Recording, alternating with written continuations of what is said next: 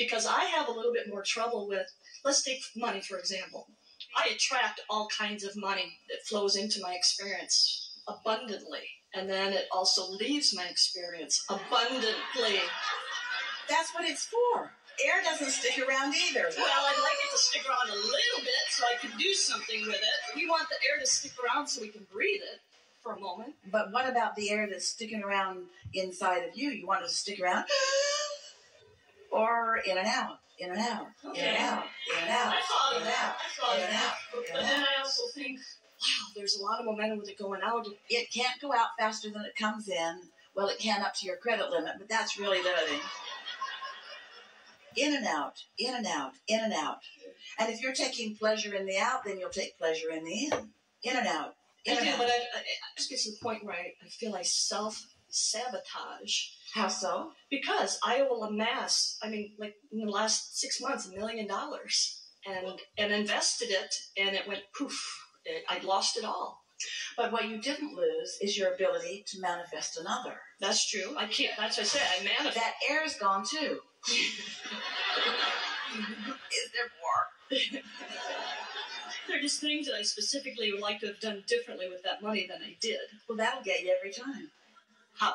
Because when you feel regret, you're not in the receiving mode. And then I beat myself up about it. What is that? And when you beat yourself up, you're not in the receiving mode. You're not in the receiving mode. It's like breathing it in, breathing it out, and then holding your breath. I had air. I squandered it. I regret having let that air out because now it's gone. I refuse to let any more in because I'm so ashamed that I let it out. It isn't different.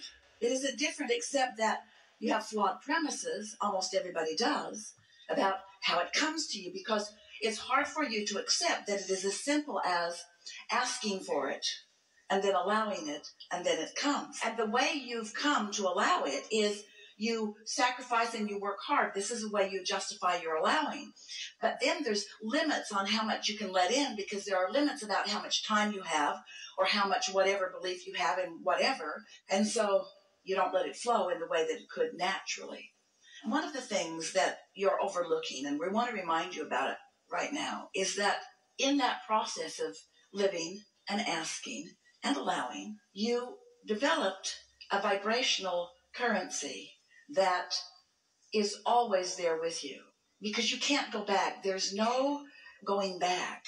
There's no regression. There's only life causing you to continue to ask and then to whatever degree you allow what you've asked for to come. But once you've learned or once you have allowed something to come to you, you are vibrationally changed and you can never go back from that. And so your vibrational currency or your ability to allow, once you've allowed it, you're there and you'll keep moving forward into more and more and more and more and more of that. But when you stop to take score and to make statements such as, I let it go and now it's gone and I don't know when it can come back or how it will come back, that attention to that absence of what you want holds you in a vibrational stance that doesn't let it come back, not right now while you're holding your breath.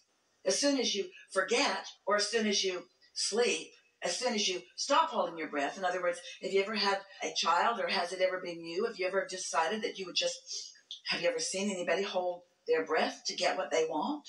Well, you can just walk away. It's going to be all right. Just walk away because they're going to pass out and then they're going to start breathing again. You can throw all the fits you want about what's not coming, but eventually you have to sleep. And when you sleep, your negative momentum will subside. And when you wake up, you've got a chance of not picking it up and starting it again unless you have these beliefs that cause you to continue to reactivate that. Does then my vibration change for my desire because once it's manifested, it's no longer important to me, and then it changes, and then it's flawed premise. Oh, that's good. And then flawed premise. You know the answer to that. You still want it or not. You can't get there from there. You cannot continue to focus upon the absence of something that you want and let it in. Because the presence of what you want and the absence of what you want are two very different frequencies. So you've got to decide which one are you going to focus on. And most humans say, well, I'm going to be a realist. I'm going to focus on reality. And the reality of it is that it's not here, and that's where I'm going to focus. And we say, then you'll continue to hold what you want away from you. And that's why we want to get your attention upon this vibrational reality, the core and the ground. We want you to know about that so that you'll at least stop saying it isn't here and begin saying it's on the way. You could even say, I can't see it yet. I just trust it's on the way. I don't know where it's going to come from or when it's going to get here, who's going to bring it or how it's going to come. But I do know what it is and why I want it, and I do believe that it is coming. And if that was the only philosophy you held, everything that you would ever want would come seamlessly and streamingly and relatively quickly into your experience. And you know what's holding you up more than everything else put together is your attention to what is manifested. We want you to give your attention to what is created and what is vibrational and what is coming. You want to focus on what is manifested. And we want to draw to your attention that everything starts in this vibrational ethers and then becomes a thought and then becomes an idea that's a stronger thought and then becomes a rendezvous and then becomes things. And so this turning thoughts to things is what you came here about. That's why you are here in these physical bodies. You're here as manifestors in this leading edge, time and place.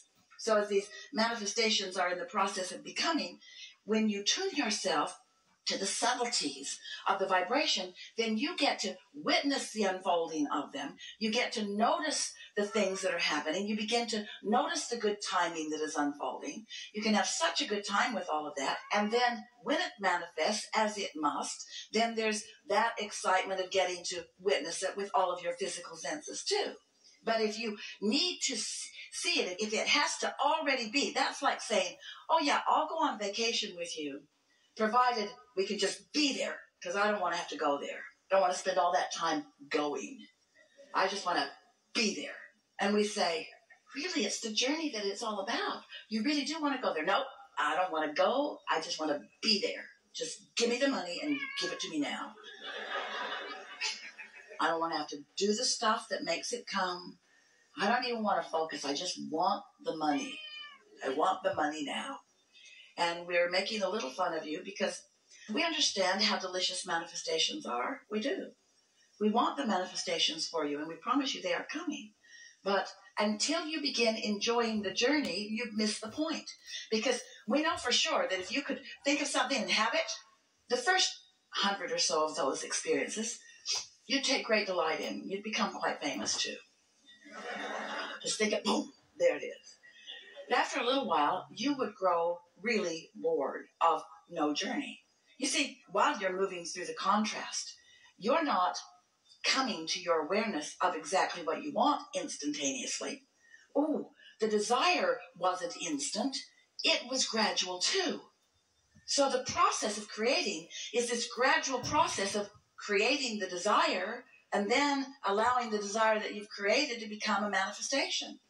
But you think that now you've got the idea of what you want, that the idea was instant and so the manifestation should be too. We say, oh no, the idea was a long time in coming too. It's just this delicious process of turning thoughts to things. We've conjured for you this vibrational reality. We acknowledge it with the waving of Esther's arm. We named it the vortex because we want so much for you to accept this vibrational reality that you can't see or hear or smell or taste or touch. It exists, and it's the beginning, not the beginning, it's the middle really, because life was the beginning of it. But you've created this vibrational reality that will continue to evolve and will continue to surprise and delight you and please you. It's just ongoing, never ending. This is what living happily ever after is about. So as you put these components into this vortex, and the law of attraction has gathered them together, and we are making this circular motion because cooperative components are being gathered in this vortex. It's sort of like the way your scientists understand black holes. The black hole is this spinning environment that gathers up components, and before long, a reality that can be witnessed on a telescope appears. So here is your vortex, and it's gathering the cooperative components, and as it is, the more tuned you are to the subtleties of it, then the more pleasure you receive early on from it. And so as you're receiving the pleasure of knowing its existence, even though you can't see it, and even though others can't see it, but you have knowledge because you understand that law of attraction is abundant. You understand that you are the creator of your own reality. You understand that as you have defined it and asked for it, that now it is coming. And so you're standing in readiness for it. And when you stand in readiness for it, that's what we are calling the receiving mode. When you stand in readiness for it, you get so you can tune yourself to the subtlety of it. You want to train your ability to feel. You want to listen for those subtleties, and you want to take pleasure in the most subtle beginnings of the unfoldings of what you want. Then things that used to not be obvious to you are obvious to you. You can feel that you're on the path. You can feel when things begin working. You can tell by the swirl of cooperative components that you find around you. And you begin to enjoy every evolutionary step of yourself in the process of the evolution of your desires. So then you don't just want it to be loud and obvious. You like the subtleties of it, because when you get so that you can experience the subtleties of things, you can enjoy them so much longer. It's like savoring something really good that you want to stay in your mouth for a really long time. And so you don't chew it quite so fast and quite so hard. You just want to be the subtle devourers of the deliciousness of the life experience. Make it last longer. Make it last longer. And you say, are you out of your mind, Abraham? I don't want the journey to last longer. I want the destination to get here quicker. And then we say, then you've missed the point of this whole story. This is the way you live happily ever after, by understanding that it is your sophistication, it is your expansion, it is your learning to discern, it is your evolution. That's what the satisfaction is. It's not the stuff that you produce. Stuff can be produced all over the place. It's your ability to devour it and enjoy it as it evolves. That's what life is about. The joy really is in the delicious vibrational journey that is never-endingly unfolded. So it's like a pipeline of new ideas in the state of becoming. And you've got a lot of things in this pipeline. And some of them are ready to pop. Yay, you'll be happy for the afternoon. And some of them are just getting started. They're at all different stages. And as you tune yourself to the frequency of your inner being, then you can witness and enjoy the evolution of all of these different things in the stages that you have allowed them to be on their way to full manifestation. On their way to full manifestation. Everything you want is a sure thing that you're going to get it. It's just so many of you hold it off so much longer than you need to because you have flawed premises about how it all works.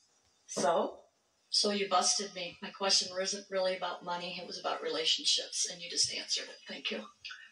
Everything is about relationships. Your relationship with your inner being, your relationship with money, your relationship with other people, your relationship with life, your relationship with this time and space, your relationship with your own guidance system, your relationship with your own physical senses. Everything is about relationships. But the relationship that is most important to understand is the relationship between you as you stand in your physical body and your inner being, who is aware of who you were when you first got here and everything that you've lived and asked for since. Your inner being is aware of the evolution of every one of these things that you are asking for. And most important, your inner being is aware of your receptiveness, your readiness to let it in. Your inner being knows that on some subjects you've got hang-ups. And on other subjects you don't have so much hang-up. And that's why some things unfold easily for you, some things it takes longer for them to unfold. But your inner being will guide you if you're listening for the subtleties along the path of least resistance. Is this making sense to you? You've lived enough life experience that these words make sense to you, don't they?